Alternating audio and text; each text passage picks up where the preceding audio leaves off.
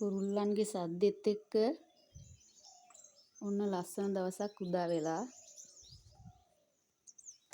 කොහොමද මගේ යාළුවන්ට හොඳින් ඉන්නවා කියලා මම හිතනවා. වෙනදා වගේම අදත් ඔයාලා හැමෝම ලයිෆ් විත් ඉන්දු මගේ channel එකට ආදරෙන් පිළිගන්නවා.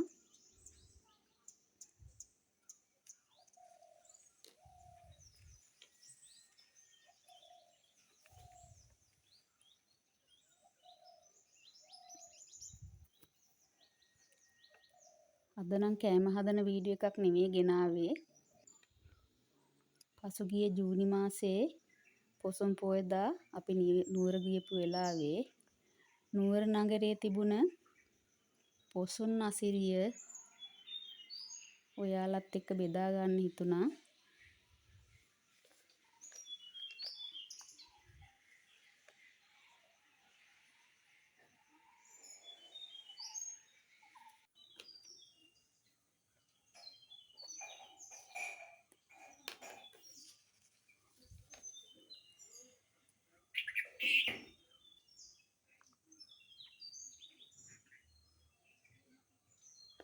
ඔයාලත් ඉතින් පොසොන් පොයදා වන්දනා ගමන් එහෙම යන්න ඇතිනේ නේද?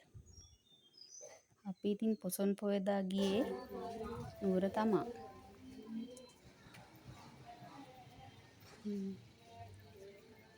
අපි මුලින්ම ගියේ බාහිර කන්ද රජමහා විහාරයට. කන්ද උඩට වෙන්න තියෙන මේ පන්සල හරිම ලස්සන තැනක්.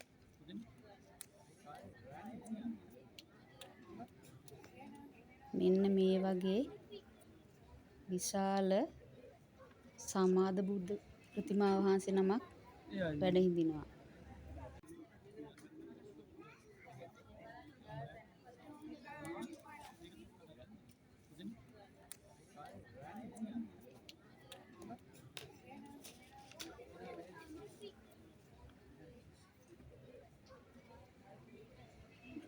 මේ රූපරාම බලන ඔයාලා මේ පන්සලට ගිහපු අයත් ඇති. නැති අයත් ඇති. මේ වඩුවක් ලැබුණාම එහෙන් බලන්නකො. ඊට පස්සේ අපි ගියේ නුවර නගරයේ පොසොන් අසිරිය බලන්න. සියලු සතුන් සසරින් මුදවාලන බුදු මතුර විසුවා පස් වද මහණුන් හටදම් සත් සුදුර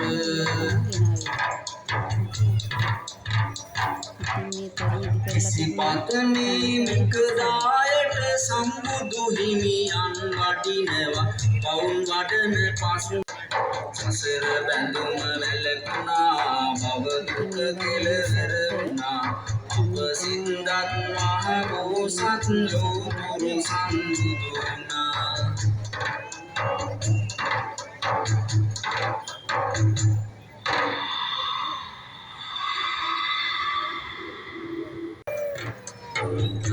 ආරති රංගා කියන මරදන දුවරු තිදෙනා මහ බෝසත් අසලට සසරට බැඳ කඳු විසිනා.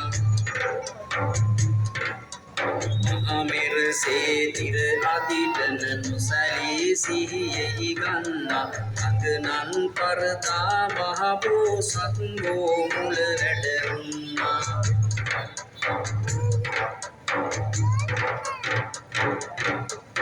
අසංකේය කල්ප ලක්ෂ හතරක් පිරුදු හිමි පෙර මඟය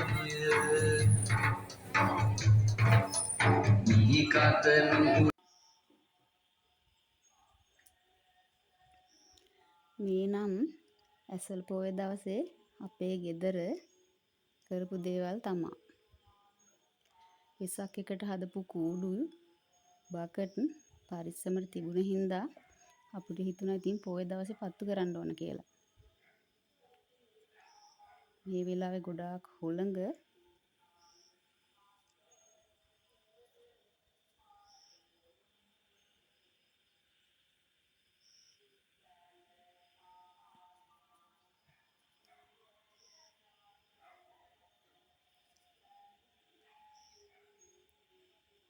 ඉතින් ඔන්න ඔය විදිහට තමා අපේ ඇසළ පොය දවස ගත කළේ.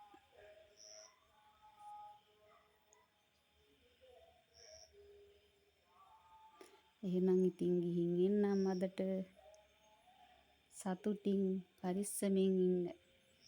ඒ වගේම මගේ වීඩියෝ බලලා ඔයාලගේ අදහස් පහලින් කමෙන්ට් එකක් විදිහට තියන්නත් අමතක කරන්න එපා.